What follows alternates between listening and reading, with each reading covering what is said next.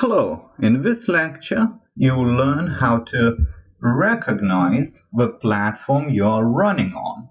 Okay, so we have three platforms. We have Android, iOS and UWP. Obviously we are looking at only Android and UWP at the moment, but I just want to let you know that all three platforms are possible to recognize.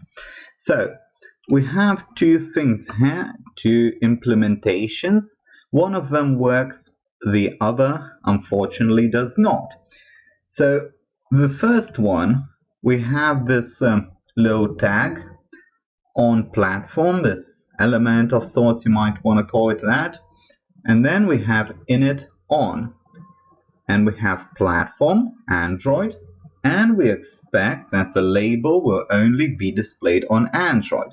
However, it will happen so that the label will not be displayed and you will run into an error. So whilst this might be the obvious implementation, you have to remember that this does not work. This does not work. You do not put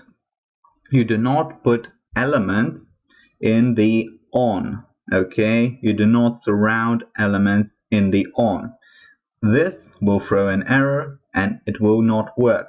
You basically need to use the on platform for the specific properties of the element. Okay, so let's delete this. Remember, this will not work. Rather, let's put a comment on it. Okay, just a little quick comment, just like that. A little comment, as you can see, it's quite easy to put in. That's it. Now remember, this does not work. You do not put elements in the on platform. Instead, what you do is you go after properties. You go after properties, and this is how you do it. Let's say we have this label. We have only one label, and it will have different text contents on each different device.